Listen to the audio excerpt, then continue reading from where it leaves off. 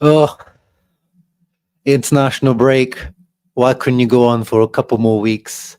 I would rather watch turgid Italy play against some random nations than watch this. Watch another big game loss and another derby loss.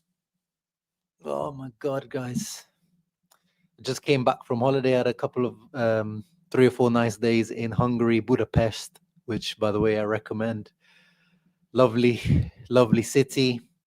Weather wasn't great, but that's why I wanted to do a match preview for this game, but I wasn't able to.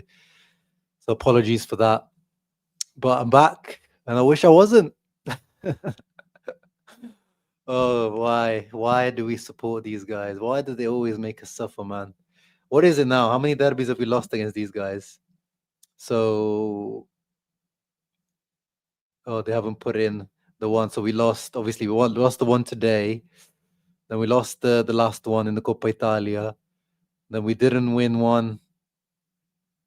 Oh, the Coppa Italia before we didn't win. So let's just count league. Let's just count league. Forget Coppa Italia. So we lost one today. Drew. Lost in the Super Cup. Lost in the league. So we haven't won a derby since the Seconda Stella season. It's all been Coppa Italia, Serie A, Supercoppa, same story, a draw or a Milan win. Embarrassing. We had such good years, didn't we? Especially under Pioli, in the derby. It was like those 2 years we just completely owned these guys. They had nightmares about Inter in the derby della Madonnina, and now complete opposite. Complete opposite. Now before a derby like this one, I'm just not looking forward to it. I'm nervous. I'm not confident. I didn't do a match preview, but my prediction was 1-1 if I had to give a prediction. And it probably should have been. I mean, let's say that we lost today, but there was 2 reasons why we lost today, and I'm not blaming them solely on their performances as total, especially Hakan Calhanoglu. I thought was decent, but he had a couple of mistakes, which obviously was the penalty. He had the giveaway for the goal they scored, Pulisic goal. He was the one that gave the ball away for that goal. But of course, you guys know who I'm going to talk about is Jan Sommer. Once again, Jan Sommer. Mike Maignan. Today, Mike Maignan showed what Inter are lacking. What Inter are lacking in Jan Sommer, Mike Maignan showed that exactly what he provides to Milan. He's the captain now, so even without the captain's arm, and he was the leader, he's a leader. But he makes big saves, most importantly. Massive save, world-class saves. It's not like Inter created tap-in chances today or crazy open play chances, but the few chances that Inter created were big, and they needed big saves, which Mike Maignan did. And not just saved, but most crucially, parry out of the way. Like for the penalty, he saved it, put it out for a corner afterwards. The other big saves, put them out for a corner, out of danger. Jan Sommer had what? 1 or 2? How many saves did he have to make this game? I remember probably 2 saves max. Yeah, there you go. Exactly 2 saves. And one of them, he saves it, but straight into Christian Pulisic's path because he lacks, at age 36 now, we've been saying it, the Handanovic vibes. We've been repeating it. Christian Kivu has backed him since the Juve game. There has been a turnaround since the Juve game. I'll admit that. But details matter. And at the moment, at the age of 36, Jan Sommer doesn't seem to have that 4 or 5% extra explosiveness to go into that save on the Salamanca's shot, to parry it away, get there with power, push it away. Those, I don't know, 0.2, 0.3 seconds of reactiveness, it makes a massive difference, man. A massive difference. Oh, anyway, we've been talking for 4 or 5 minutes now. Let me at least give a shout out to you guys who are in the comment section. Let's see what you guys are doing. We are so unlucky, Salem. We are unlucky, yes, when you look at the XG, but of course that is massively pumped up by the penalty. A penalty is, I think, 0.78 or 0.8 XG. We also hit the crossbar. We also did hit the crossbar with a Cherby, so we are unlucky. But now, as Mattia says, perfect comment here by Mattia.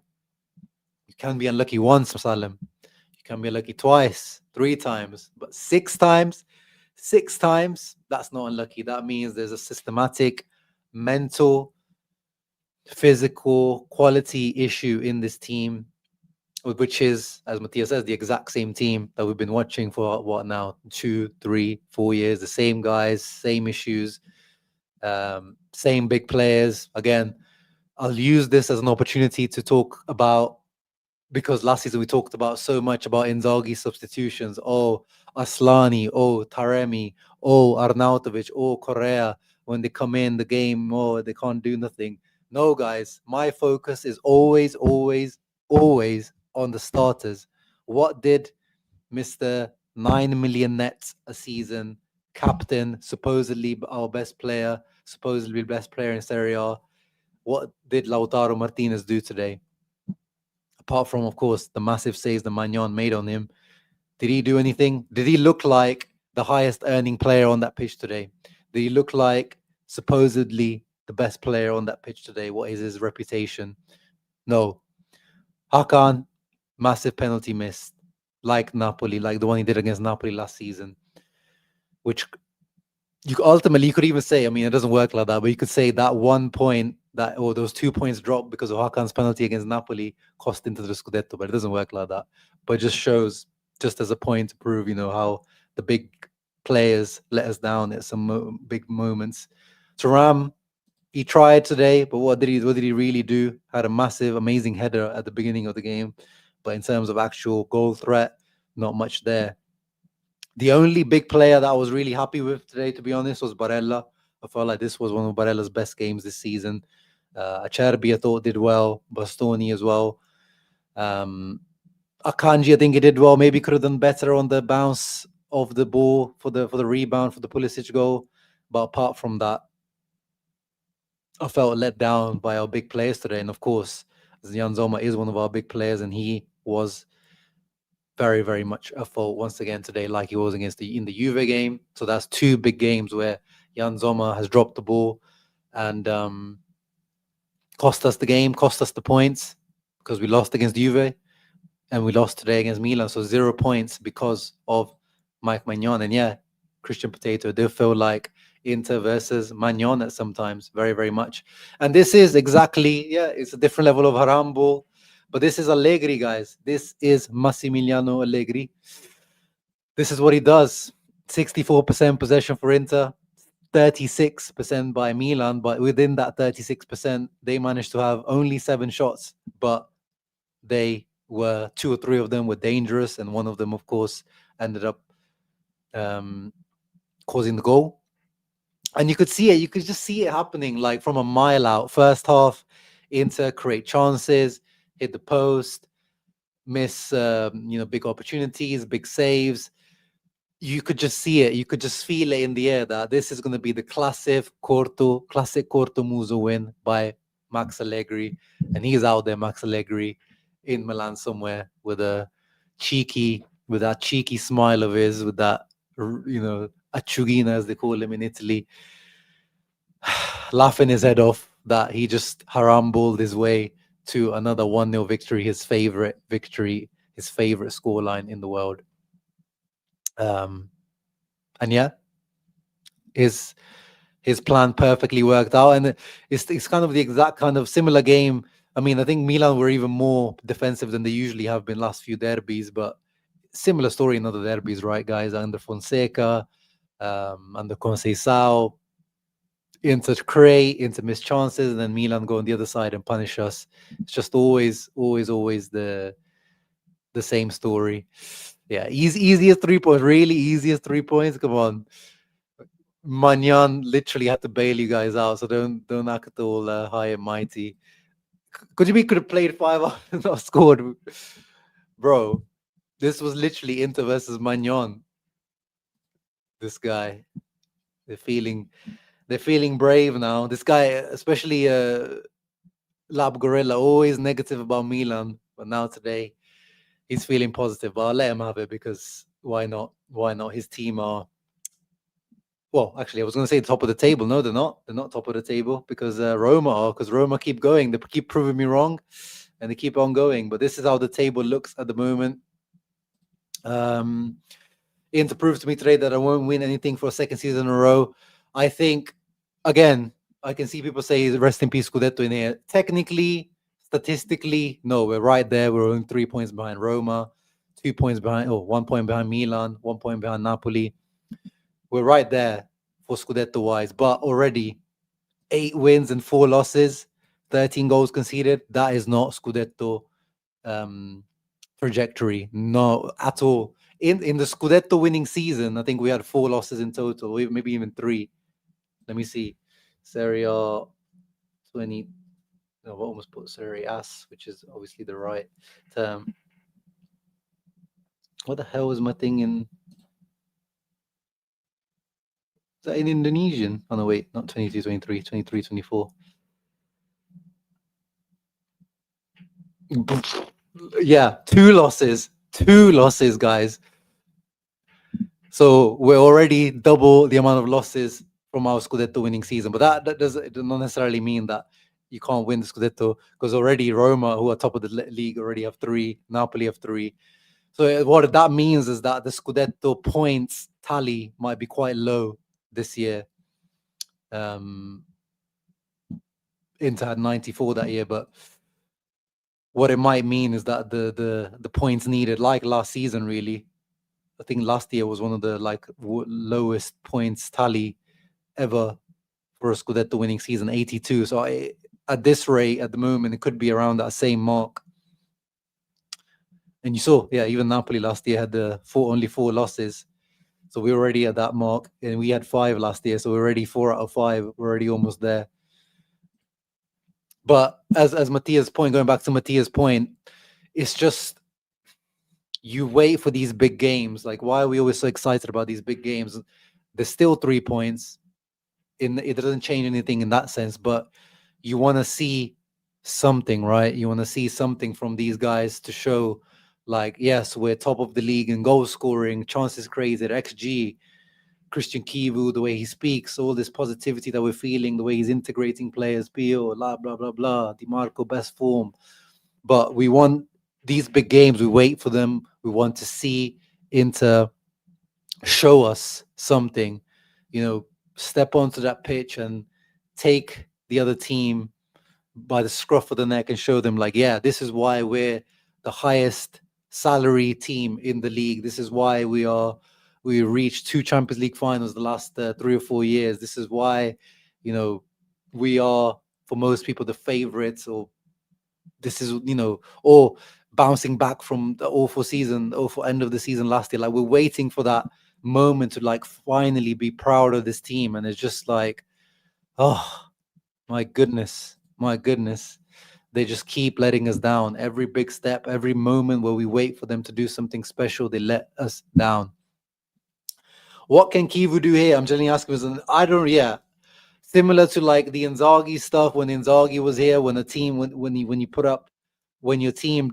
you do create the chances and the other team parks the bus. What you can say to Kivu is maybe he could have changed around earlier, something like that, or don't start Zoma. I guess you could say that to Kivu, but the Zoma situation at the moment, we have to say we don't know what state Jose Martinez is in at the moment. We know, or if you guys don't know, Jose Martinez, Inter's backup goalkeeper, a few weeks ago before the international break, was part of a incident where a man lost his life. He was involved, but not on purpose. It was traumatic. He's getting apparently psychological help from a therapist or something like along those lines, because it was a big traumatic moment. So he's probably, as far as we know, not ready to step in. But I think even regardless of that, Kivu would have started him, because I think that has been one of his big decisions since the Juve game, that he's putting trust in Jan Zoma regardless.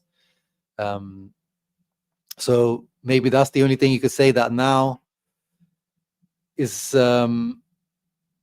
this the moment, Kivu, where you need to make the big decision? We talked about it after Juve. He decided to back him. Now we're once again asking the same question, Kivu. Are you going to back him?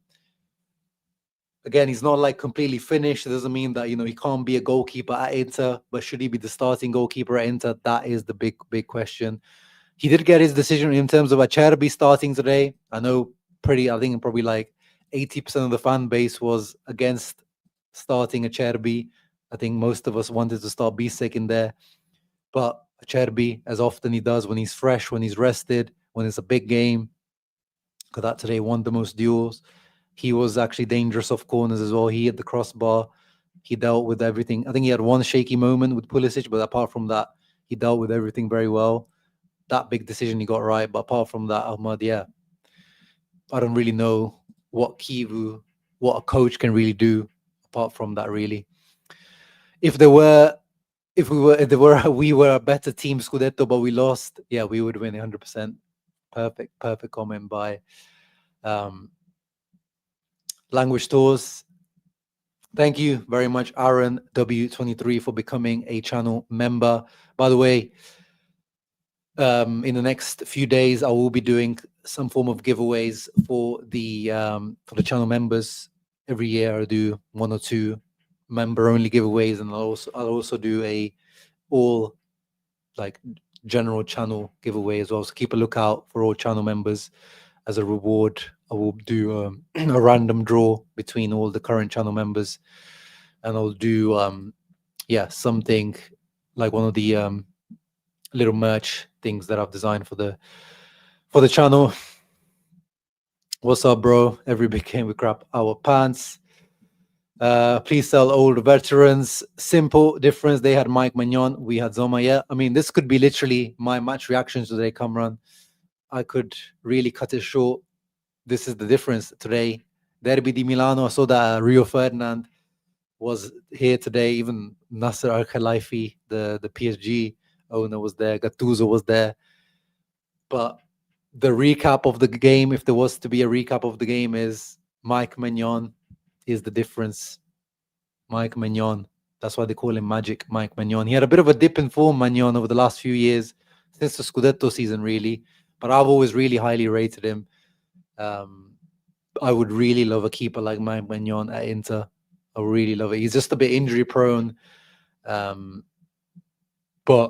I would take him in a heartbeat at Inter. Even when Zoma was at his best, I always, if we do like combined 11 of Inter versus Milan, I would always edge it, even when Maignan was out of form, to Maignan.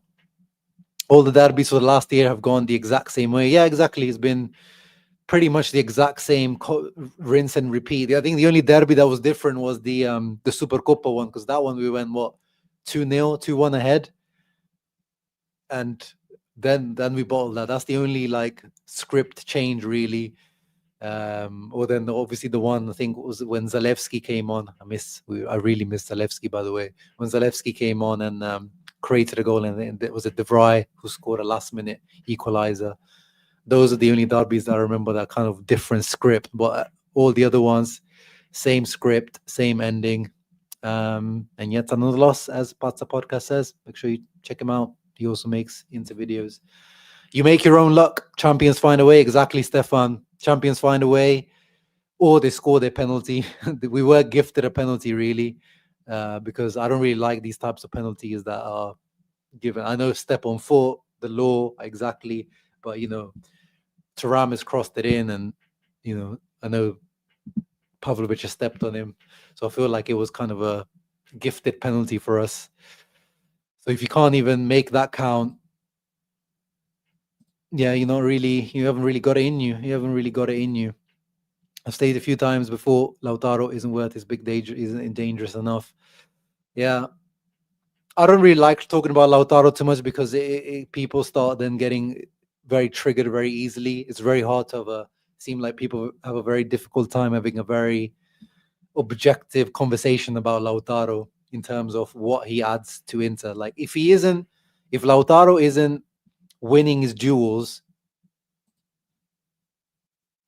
which is what happened today, 1 out of 4 ground duels, 2 out of 3 aerial duels, and in general, his link-up play today was poor. I know it says here he's only missed 2 passes, but there was a few touches where they were really poor by Lautaro. because he doesn't have pace. He can kind of dribble, like, in tight spaces sometimes when he receives the ball with the back to the player, and he can dribble past, but he can't really dribble past anyone. Recently, over the last couple of years, he started to shoot a little bit more from distance, adding a lot to, but he's not really that good at shooting from distance, or like having curling shots from a distance, that kind of danger from a distance. So really, a lot of the times is those first time shots, volleys. That's what he specializes in, which is what he almost scored today. Great save by Maignan. That's the thing with Lautaro. And I made a tweet the other day of saying, if I had to make an all-time 11 of Inter, just fantasy 11 of Inter, Lautaro is like on his way to reaching. I don't think he'll reach Meazza, but I think he's going to go number 2. He's going to go number 2 in the all-time scoring charts if he stays for another 2 or 3 years, which is amazing. That is legendary. Like already he's already I think Lautaro is a legend because of the longevity at the club, the amount of goals he scored, etc. But you tell me make a fantasy lineup, Lautaro second all-time top scorer at Inter. I don't think I'm putting him in. I'm putting in Milito. Obviously, I'm putting in R9. I'm putting Samu Eto'o as well. Like on his day, like if you're saying the best of that player on his day, how much I trust that player on a big game, on a one-off game to like step up for me. There's a lot of players that come to my mind, a lot of strikers that come to my mind. Like even some people would even say, like, controversially, if it's a one-off game, big game that you need someone in, they would rather have Mauro Icardi than Lautaro. And I personally wouldn't. I'm not saying that. I've said Milito, Ronaldo, Eto'o.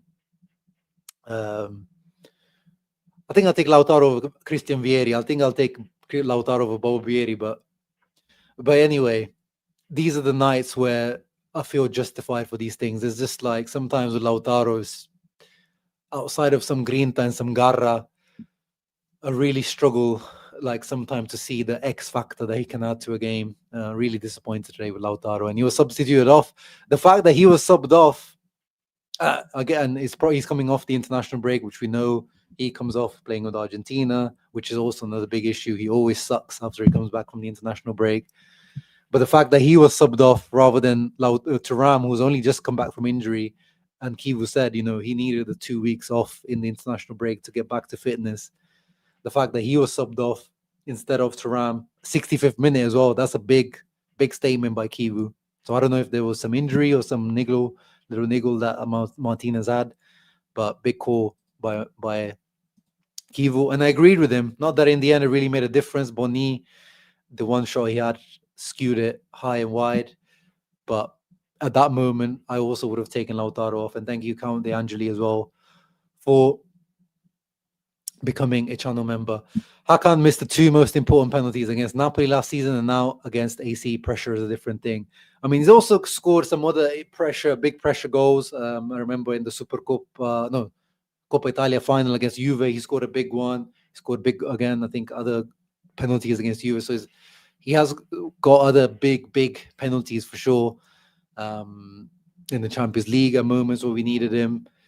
But yeah, in the Serie A, specifically those 2 moments, massive penalties that he's missed. But next penalty comes up, definitely I want Hakan there next. He's still one of the really, really best penalty takers around in Europe at the moment. Oh yeah. Congrats, Olha Rossonero. Cortomuso for sure. That is the definition of Cortomuso. Before we continue talking about the negatives today, we got to give a shout out to Andy Diouf. Andy Diouf, who is alive, as Victor Avo says, Milano Senpel says as well. Andy Diouf, within the 10 minutes that he had today, he made an impact. I liked what I saw. I mean, this is why we signed him, right? The directness, the dribbling ability.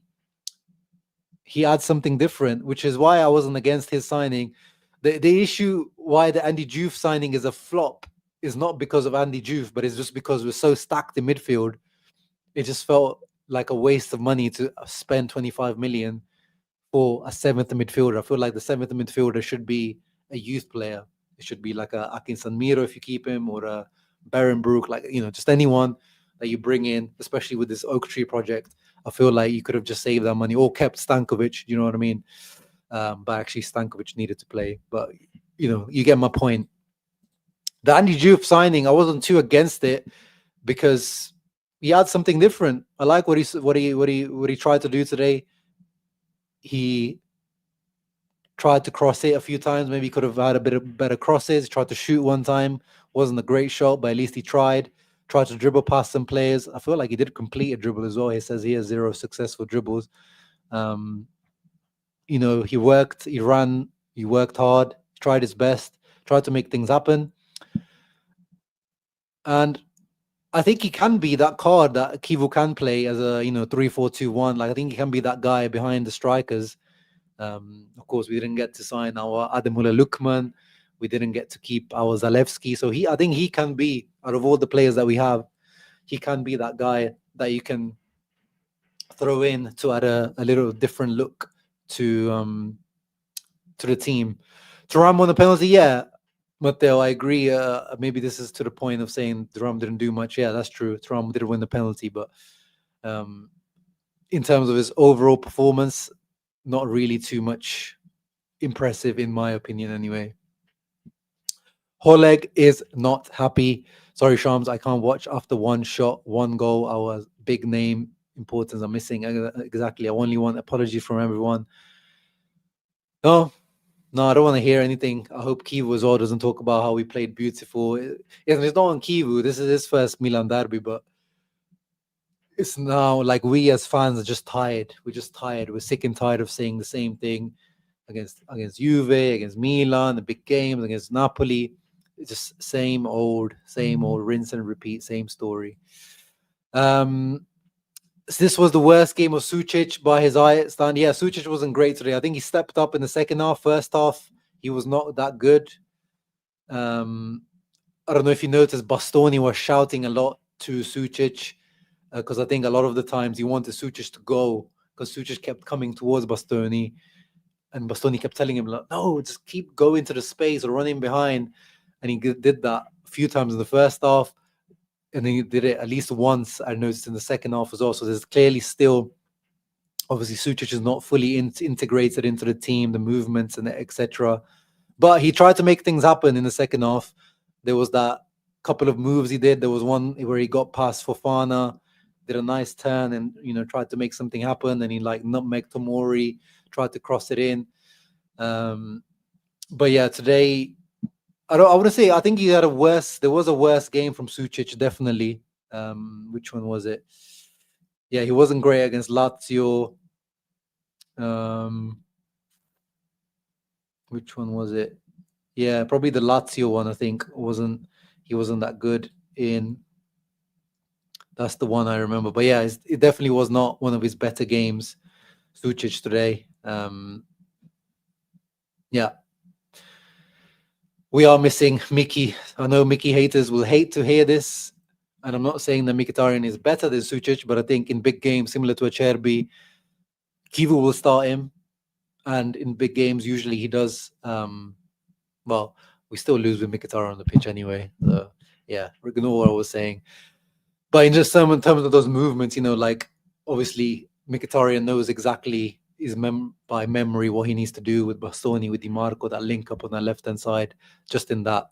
But I did like what he started to add in the second half. Sucic, good Lord, I have no idea how we lost that, guys. Bro, it's the same way that we lose it all the time. Well, it's the same way that we lose it all the time, Otlo.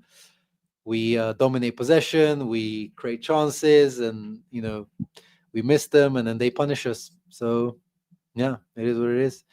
Mr. Shanes, Milanista, says, it could be worse, Shama. Your club could be owned by Redbird.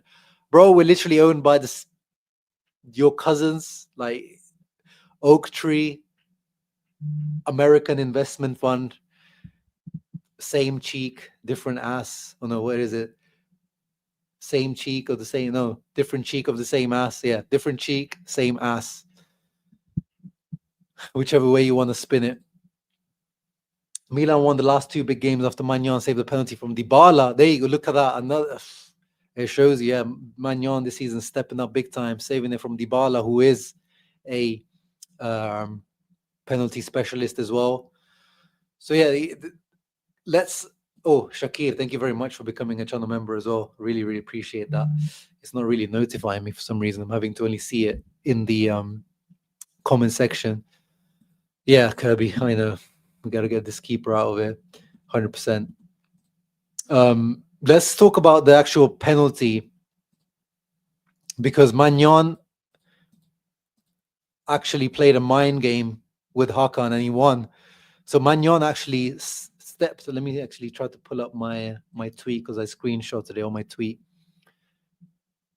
He basically told Hakan to shoot in that direction, and there was a graphic that came up on the screen just before Hakan shot that 95 or I think it was 90% or 95% of Hakan's last 5 penalties or last 8 penalties. I can't remember this exact stat, but anyway, it said that he's been shooting that way a lot, which actually used to be Lautaro's issue. Remember, we used to talk about it on this channel. Like Lautaro was so predictable on penalty because he would always go bottom left, low bottom left, always with no disguise. But Maignan, what he did is here, I think he knows that Hakan likes to go to that side, and he ever so slightly, on purpose, for sure he did this on purpose, went off center to his own left, so to Hakan's right, to give him more of a opening to that left. But he did move, like just before Hakan shot, he did move back into the center, so he definitely did it on purpose. And then Hakan, he did look like he hit it well, but like he got a little bit of height on it. It wasn't, to the ground. It wasn't as hard as usually Hakan hits it. Usually the ball is behind the goalkeeper before the goalkeeper even touches the ground. So yeah, we can criticize Hakan as well, but we have to give credit to Maignan here as well, because it's not just this season. In the past as well, in the Scudetto season in general, he has been quite good in his Serie A career at penalties. I remember the Italian Football Podcast boys at one point said, is he the best goalkeeper at penalties, because he was on a mad streak. So credit must be given where it's due, and Mike Maignan deserves all the credit for that big save and the follow-up afterwards as well. Diouf was probably our best midfielder today. I will say, as I said, if you missed it at the beginning, I feel like Barella, maybe this was today one of my favorite games of his this season, if not my favorite game of his, because he was good on the ball, but I also liked his work off the ball. He was winning the ball. Look at that 7 recoveries he made today. It doesn't show it here in his ground duels and stuff, but I actually really enjoyed Barella's game today. I felt like he was kind of let down by Hakan and Sucic, his other midfield partners. But yeah, Diouf did make a massive impact. Though we're focusing on Champions League. Oh goodness, are we gonna have another one of those seasons, guys? Is it another one of those seasons? Oh, I mean, obviously, a Champions League run is always fun, but we've had way too much heartbreak in the Champions League. I'm kind of sick and tired of it. Oh, but it is fun and it does bring in money. So, should we strap in? Should we strap in once again for one of those Champions League runs and bottling the Scudetto again? Filippo is very, very stern on this, and I think a lot of you are. Kivu has to intervene on the Zoma situation. He says there's literally no excuse. Any keeper would do better just for not letting in silly goals. Yeah. At this point now, we have to ask questions about the Jose Martinez signing as well, because even before the ordeal, he wasn't really. It didn't look like he was going to be a starter at Inter. So that signing, and now I did say when we made the signing last year, I said I'm going to judge it not this year. I'm going to judge it next season, because we've clearly signed him to be potentially the future of the position after Zoma. Did it look like at the beginning of the season Kivu was convinced by Jose Martinez to take over. He gave him a few run of games. Was it like 3 or 4 games? I don't think there is that conviction from Kivu, but there wasn't from Inzaghi.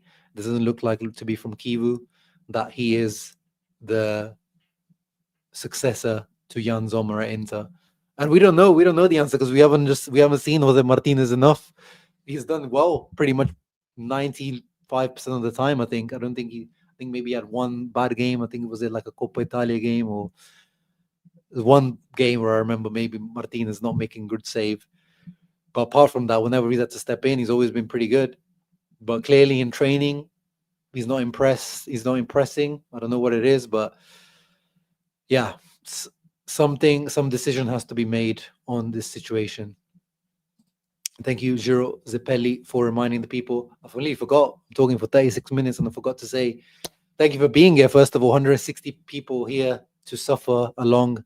Maybe some Milanisti in here to, of course, to rub it in our noses. But I appreciate you all. Make sure you leave a thumbs up and subscribe to the channel. And always, Mattia's always on point to remind us as well. We played well. This is our biggest big game performance of the season so far. I mean, I think we started. I don't think we did too badly. Yeah. I mean, the bar is quite low, Alexander, isn't it? Because against Juve, we conceded 4 goals.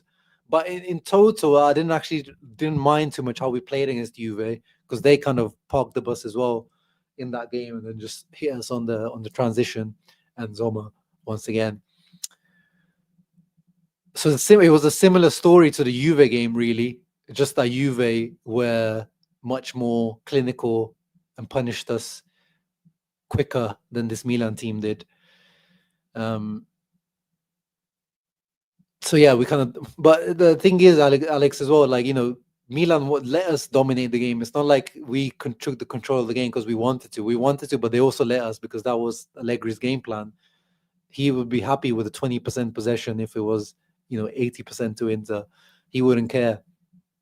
So in terms of that, when you have, so much possession, we created a few decent opportunities, massive saves from Maignan. So in that sense, yeah, it was a good performance. There's not much else that Kivu could do. It was a tight game.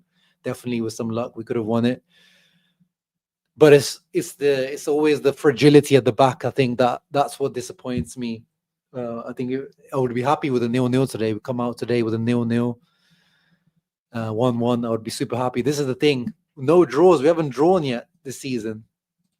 We gotta draw some games. Like, if you can't win sometimes, you gotta just get a draw, 1 point, and you're level with Napoli and Milan. And by the way, Napoli was supposed to be in a big crisis at the moment with Conte. Is he quitting? What's happening? All this comes out and smashes Atalanta in the face of adversity. So again, we're competing with Kivu, who is a rookie. We're competing with seasoned veterans like Allegri, wily old fox like Allegri, one of the GOATs. Already he's one of the GOATs in terms of just Scudetto, just Serie A. Yes, I know he's not that good in Europe, but Antonio Conte is already one of the greatest league coaches ever in Serie A. His record is just unreal. We're competing with these two wily old foxes, plus this Gasperini Roma that just keep overperforming, in my opinion. Another seasoned veteran who we saw Spalletti win a Scudetto. We saw Pioli win a Scudetto. Could this be finally the year of Gasperini? Who knows? But these are the people that we're competing with a Scudetto for. So you gotta get some points on the table. If you can't win, you gotta get at least 1 point on the table. This Inter team need to start learning how to get some draws as well. Yeah, disappointing. I just want to ram Bonnie to start. Lautaro is a small team merchant. Yeah, I mean, it's going to take big cojones language, those big cojones from Kivu to bench the captain, Lautaro. But sometimes let's see if this is how the season goes. But sometimes he might need to just make a big decision like that. Although Sucic didn't shine and played too safe, glad to see he was starting to trust in play. Yeah, well, don't give him the trust too much, Count De Angeli. That's because Mkhitaryan is injured. If Mkhitaryan was fit, yeah, I'm telling you, he would be starting today. And if he wasn't starting, he would have been in at the 50th, 60th minute. Yeah, Hakan also lost the ball on the time that we conceded. We miss Denzel. We do miss Denzel, but this season's Denzel, to be honest, language tours has been very disappointing. But I think Carlos Augusto can't be the full time. Yeah, he can't be the backup right wing back. He did his best. He did okay. I think his 7 rating here is a little bit over too much. But of course, yeah, I guess he got pumped up by him winning a lot of duels like he always does. Solid defensively. I don't think we suffered Leao and stuff on this left hand side. So defensively and everything like that he was fine, but there was no goal threat from Carlos Augusto, which is usually what you get from Denzel. So yeah, in terms of that, 100% we missed it. We missed the Denzel. But this season's Denzel, the way he's been playing, and the way we played today as well, there wasn't really any space in behind for Denzel to run in. I don't really think I would have seen much difference if Denzel started, but Carlos Augusto can't be the right wing back. But at the moment, because there's no trust in Luis Enrique, probably will continue to be. You know what? Otlo said, let's just start Diouf all over our centre mids because that is what we need, right? Goodness me, he did do very well, but Kivu said he's not ready mentally to be a starter yet. So it is what it is. But this is what we needed from. This is a sign of life. You know, the last few cameos, his first ever cameo was, you know, Banta era, Kondogbia, Gagliardini, Medel type of level, like João Mario, those few minutes that he had in his debut. Then was it Cremonese, came on quite well, and then he loses the ball, we concede. So he had those 2 awful cameos that's the little snippet that we had. But today, just if he got like a assist or a goal today, like wow, that would have been a way to wipe the slate clean. But again, Otlo, he came in a role like, you know, in an attacking moment, we were all attacking. So yeah, you know, he just got to show the attacking side of things. What he needs to do, Diouf, I think, is of complete his game all around. Like, you know, his decision making, the defensive side, the tactical side, which is going to take quite a while, but definitely deserves a shout out, which what we are doing. Yeah, at the moment, the Luis Enrique signing, I've been saying now, like you guys know me, I am a person, I'm born in October, I'm a Libra, I'm always trying to bring the balance of both sides of the argument, the nuance. I always try to discuss, like, to me, I'll always back a player, like, until, no, it's not about backing it or having faith or having trust in a player that he can turn things around if things are not working out. But with Luis Enrique, already in October, I've made the decision that I don't think this is not a good signing. I made the scout report. I saw why we kind of signed him. I wasn't convinced, but I saw that, you know, this guy is technical, he's good on the ball. De Zerbi was using him heavily in the build-up with Marseille. That maybe that's what we want, to have someone different to Dumfries that's more good in the build-up, good technically, also pace and dribbling. But the fact that Carlos Augusto is continuing to get play time at right wing back, and today he wasn't even brought on, that means Kivu does not trust him. Not even that much. Kivu trusts him. So that signing is the one that's really at the moment. Andy Diouf, again, as I reiterate, Andy Diouf is a bad signing just financially, because 25 million in Inter situation on the 7th midfielder is a little bit of a waste. But at the same time, we're Inter, we're a big club. Okay, we spent 25 million. Player is talented. I'm okay with that. And hopefully, you know, he's 22 years old. He should retain some value, etc.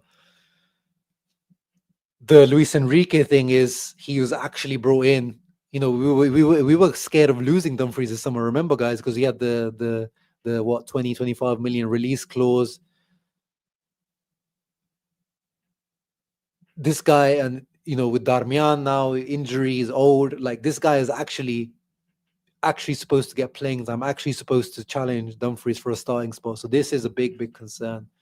This Luis Enrique signing, more than the Diouf one. Our worst big game was against Roma. Maybe there is a clue here. Yeah, maybe we have to play crap to win. Yeah, good point, Matteo. That's why I have more faith in Diouf than Luis Enrique. Even if he fails, he keeps going. Which Enrique is scared to do anything. 100%. Augusto didn't threaten deep. Yeah, 100%. Because with Dumfries, he's going to go into that far post behind, try to threaten, whereas Augusto wants to come in more onto his left, which is obviously natural. And yeah, we didn't really try to probe that side either, because I think we could have, with Bartesaghi and Pavlovic. I feel like this left-hand side definitely. I mean, this whole team really you can get at. So I feel like we definitely were a little bit too shy in some of the things that we tried. Turam says Milan are the team that's strongest in Europe in counter-attack with Real Madrid. I mean, they are good. I don't know if they're one of the best in Europe. Oh, you're sarcastic. Right. Okay, yeah, good. I was going to say, usually, Otto, you're much more balanced than that. You pointed out that he was admirably a person, but there was also my concern from the start how will he manage the matches against Conte, Allegri, Simeone, and so on. Yeah, he's got another big match against Simeone now, another wily old fox. But I'm fine with that, Alexandru. He's a young coach. He's a rookie coach. He's going to learn things. But I don't really think, like, again, against Juve, he was let down by Zoma. Today, he was let down by Hakan and Zoma. The Napoli one, I think, I think there's definitely some learnings there, but the players definitely let him down on that pitch in Napoli's second half. Like, they lost their heads. The whole Conte row, the way Conte got them riled up. Again, Lautaro, the leader, getting involved in all that, losing his head, the team losing their head. Defensive line was in Mars, was in Jupiter, super high. So I guess obviously Kivu has to take some accountability, some blame for that. But I feel like ultimately the players, especially some of the big players, are letting him down. Gab is in here. I think you're completely off track in this conversation, Gab. I mean, all caps deserved in terms of the frustration and anger that we have, dejectedness that we have in today. But Acerbi was definitely not one of the ones to blame for the loss today, Gab. I don't know if you watched the game. Acerbi was pretty much flawless. I would, as I said, I discussed it at the beginning, I would have started Bisek, yes. But Acerbi was pretty much flawless today. There's no reason to actually. Acerbi hit the crossbar, almost scored. Acerbi was definitely not one of the ones I would look at today for the loss. The loss is on Hakan missing the penalty or Maignan saving the penalty. Massive save, multiple massive saves by Maignan, and Zoma palming the ball straight into Pulisic. Also, I need to give Pulisic the credit as well. He is becoming a bit of a nightmare in the Milan derbies. He's starting to score, cause problems, assist very regularly in derbies. He's becoming a bit of a talisman for Milan in these derbies. He's definitely a scary player now in the build-up to these derbies. Again, Akanji could maybe be more reactive there, but Pulisic timed that run perfectly. He timed it to the exact moment. Salamaka's shot. He gambled on Zoma not palming this away with power and got his goal. So again, mistake by Zoma, but credit where it's due to Captain America, the LeBron James of soccer, Christian Pulisic. Trump needs some pills for saying that. Lab Gorilla's still here, bro. You're still here. What are you here, bro? You should go watch some Milanisti content and enjoy this win rather than watching me being dejected here.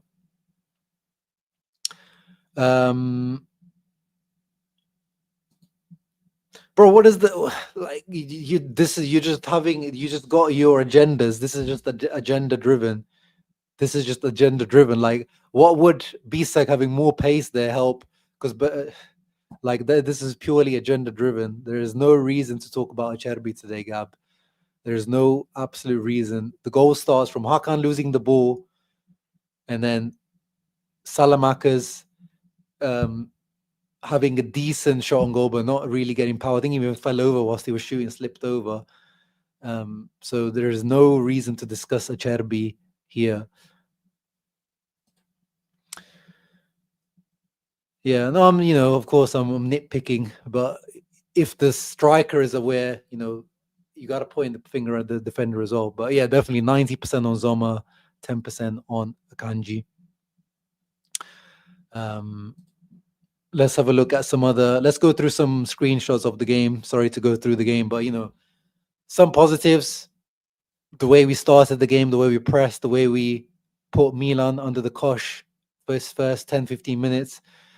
If Thuram scored this, by the way, what a goal this would have been. Because the way that he beat Gabbia in the air, managed to get this header on target. Yeah, Gabba, just I think you're completely lost on this one, because that makes no sense. Having more, because Acerbi was in front of Salamakers when he shot, so he was already there. But anyway, Thuram's header, amazing, deserved the goal. Like how good the header was, but Mike Maignan, like, yeah, he didn't manage to get that much power because it was such a difficult header. He didn't manage to get that much power, but if he had a little bit more power, Maignan would have had no chance. But that was a great start for us. Then Such, but then apart from that, we didn't really create any too big clear-cut opportunities. Like even this is not really a clear-cut opportunity. This is all created by Thuram's amazing redirection of that cross. But it's not really a big chance. Then Sucic here shoots from the edge of the box, high and wide. Then here, this is not a big chance either, but off the corner, Acerbi hits the crossbar, hits the post. I can't remember which one. Crossbar, post. Magnan's beaten. Actually, yeah, looking at it here, that is a massive chance because he's completely free. I think, is that Fofana or Tomori? Have left him completely free. So that's a big chance that Inter miss.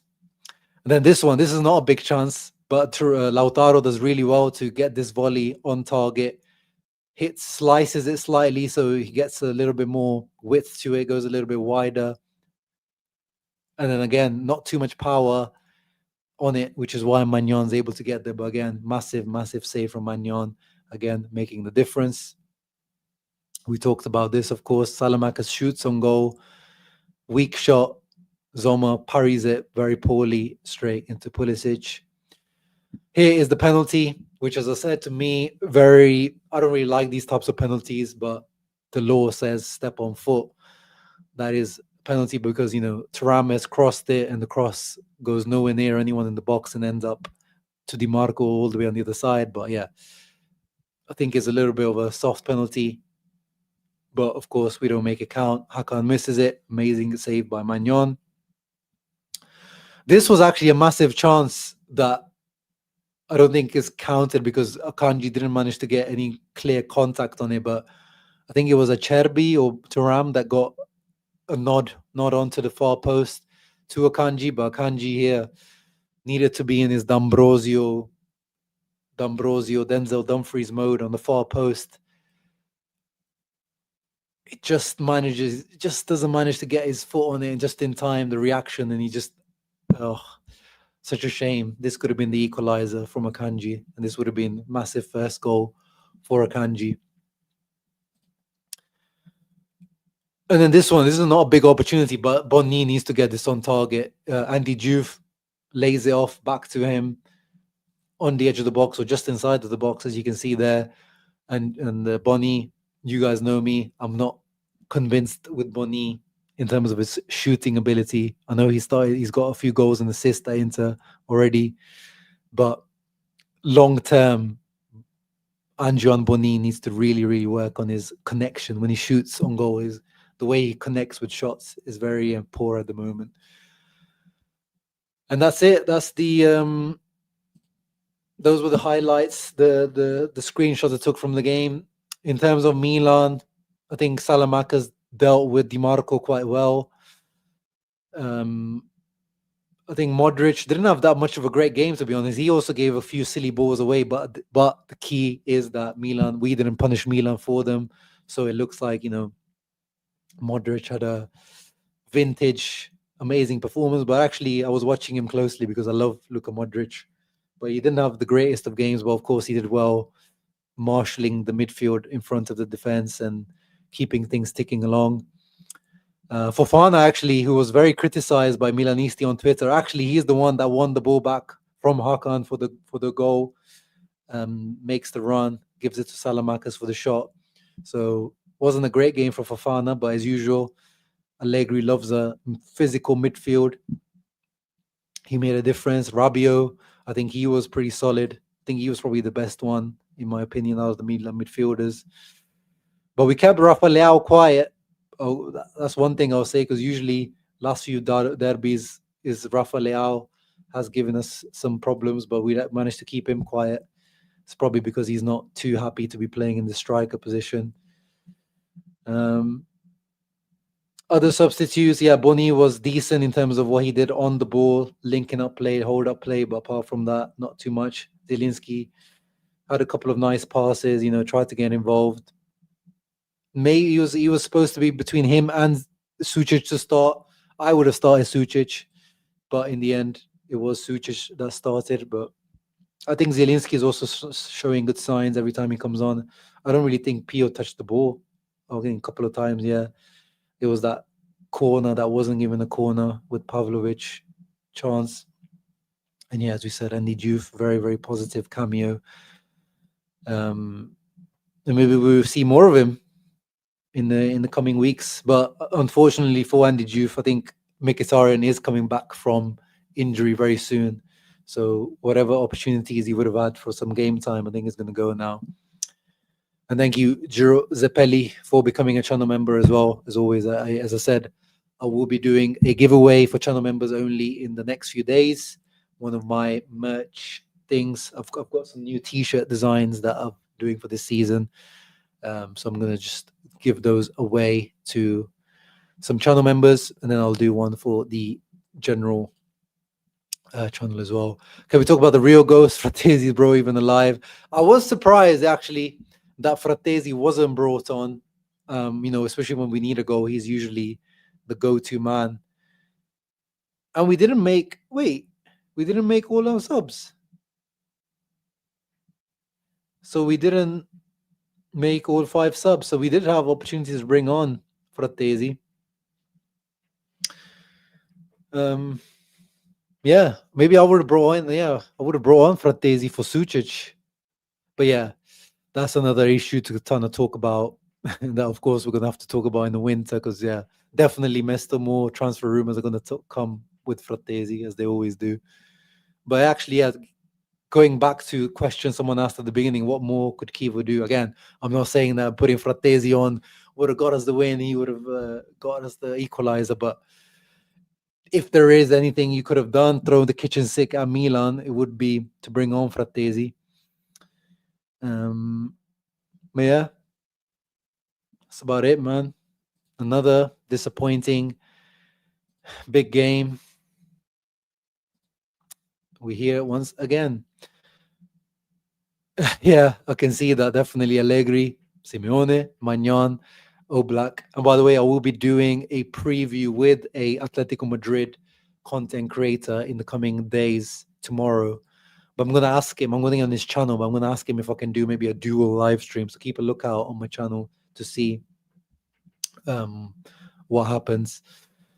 My expectation remained the same, Salim. So get in the top 8 for Champions League, and then get out at the next stage or the stage after, and then challenge for the Scudetto. Like, that is my expectations. I know people after this game as well will have, I know Mattia for sure, he doesn't believe in this team at all. at the moment, I don't really believe in this team either because they don't giving you any signs. But as in terms of my expectations, I still expect Kivu and these guys to be challenging for the Scudetto right until match day 37, 38, because that is the squad that we have. That has to be the expectation of this Inter team, the wages that we pay, and the players that we have, the experience that we have. That is still my expectation. But unfortunately, I also expect the superior, more experienced coaches to get the better of Kivu ultimately in the end.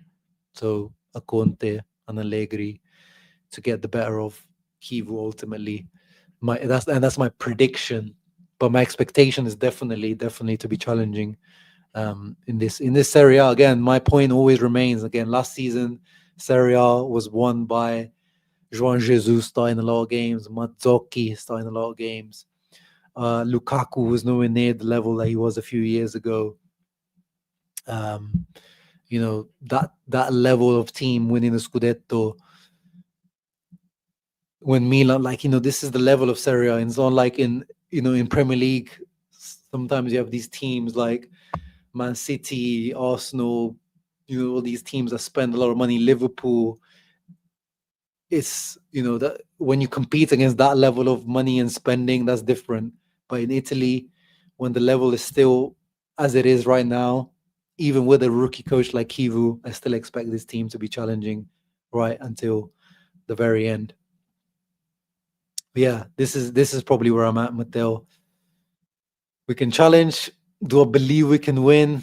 Definitely after, we keep getting the answers every big game. We keep getting the answers. Although we have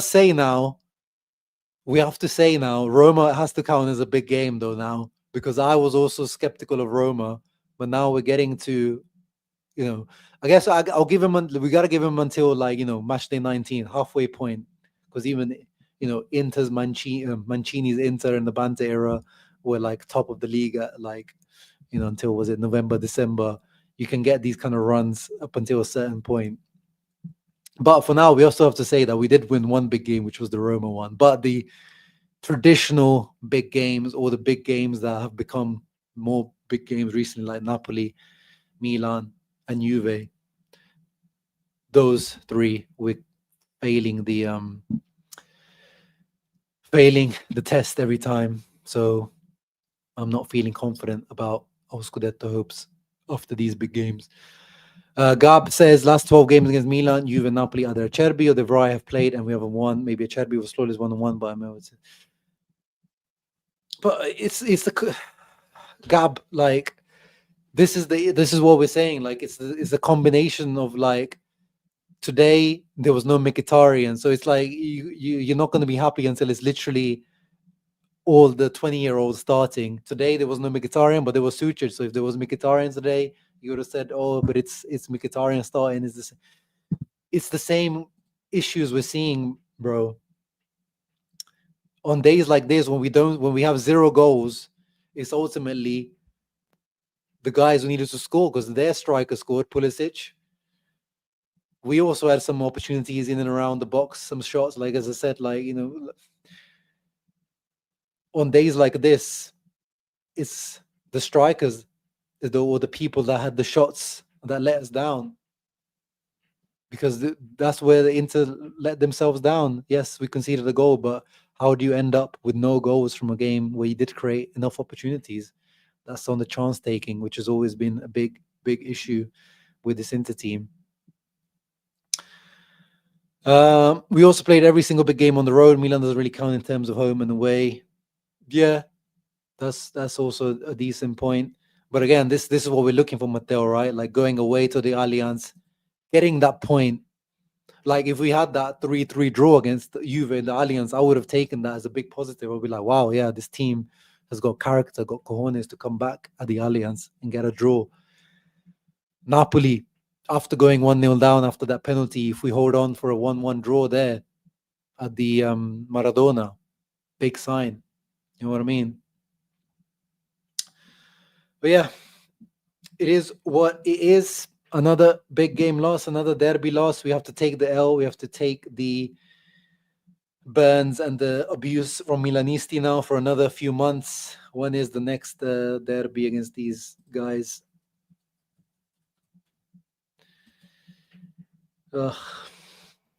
Why is my thing in Indonesian? In the hell? So we play Milan. Oh, March. We have to wait all the way till March to try to get revenge. Nestled in right in between Genoa and Atalanta. Okay. Anyway, guys, thank you for being here. Hope you enjoyed this post-game therapy reaction, whatever you want to call it. Yeah, Supercopa final when they win a trophy against us. Hey, days like this really let Mattia fully feast on his negativity. Like he's got a bowl of like negativity. On days like this, he's just like drowning himself. That in that ramen soup at the end, you got all that soup left over. Mattia's just feasting on that negativity soup on days like this, but I can't even blame him, to be honest. This is the thing that always, I'm like a broken record. This is the thing that really it doesn't surprise me anymore, but it shocks me because we're supposed to be the most experienced and also winning team, like in terms of trophies, being in finals, winning finals, Euros with like the national teams as well, Serie A's, multiple Serie A's, seasoned professionals, and we are the ones that are indecisive, that make silly mistakes, miss big moments, miss big chances, make mistakes at the back. It's like it's so counterintuitive. Like we should be the team that is old, should sit back, try to counter, try to make the other team make a mistake and try to take advantage of that. It's like we're a very oxymoronic team, this Inter team, in the way that we are, especially now when the Kivu who wants to play with a super high line, but he's got a Cherby. We're a weird team. We're a really, really weird team. Anyway, guys, thank you for coming through. Interisti, non-Interisti, Milanisti, enjoy your win. Yet another win in the derby. Absolute pain. What can we do? We go again. We have Atletico next, which is on the 26th, which is a Wednesday. So, as I said, keep a lookout on the channel for a preview for that. Even on days like this, where we lost to the cousins. Ciao ragazzi. As always, Forza Inter.